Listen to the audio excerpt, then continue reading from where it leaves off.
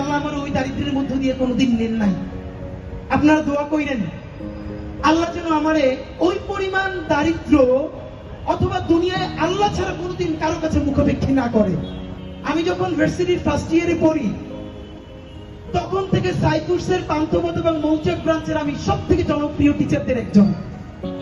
আমি যখন ফার্স্ট ইয়ারে পড়ি তখন ভার্সিটি এডমিশনের জন্য একটা ইংলিশ বই লিখছিলাম, চান্স প্লাস। 5 বছরে রেকর্ড পরিমাণ বিক্রি হয়েছে বইটা। আমি এই ফার্স্ট ইয়ারের একটা ছেলে, এত রেভিনিউ পাইছি, মানে আমার বোন সেই টাকা নিয়ে আমার জন্য ঢাকার আশেপাশে একটা জমি কিনে ফেলছে। এই কথাটা এই জন্য বললাম, এই গণ অভ্যুত্থানের পরে আমার ইনকাম কমে গেছে। আমি একদিন ক্লাস নিলে ইনশাআল্লাহ 10,000 টাকার চেয়ে বেশি পাইতাম 5টা ক্লাস।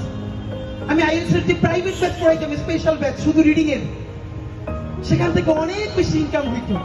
আমি গত 10 বছরে বাংলাদেশের অনেক কর্পোরেট প্রতিষ্ঠানে ইংলিশ ল্যাঙ্গুয়েজ ট্রেনিং করাই, ফনেটিক্স এন্ড প্রেজেন্টেশনের ওয়ার্কশপ করাই। বাংলাদেশে এবং বিদেশে হাজার হাজার শিক্ষার্থী আছে আমার, যাদেরকে গত 10 বছর ধরে আমি ট্রেন আপ করাইছি। এই কথাটা এই জন্য বললাম, পয়সা দিয়ে কেনার ক্যাপাসিটি আমার এই জন্য কারণ নাই। আল্লাহর অসীম রহমতে আমার পরিবারকে আল্লাহ ছোট লোক বানান না এবং গরিব বানান না। আমি গরিবটাকে বৈষম্যমূলক অর্থে বলছি না। আল্লাহ রাসূল নিজে পর্যন্ত চরম দারিদ্র থেকে মুক্তি চেয়েছেন। চরম দারিদ্রের কারণে মানুষ দুর্নীতি করে। যতটুকু দারিদ্র থাকলে দুর্নীতি করে, আল্লাহ আমার ওই দারিদ্রের মধ্য দিয়ে কোনোদিন নেন নাই। আপনারা দোয়া কইরেন আল্লাহ যেন আমারে ওই পরিমাণ দারিদ্র অথবা দুনিয়ায় আল্লাহ ছাড়া কোনোদিন কারো কাছে মুখাপেক্ষী না করে।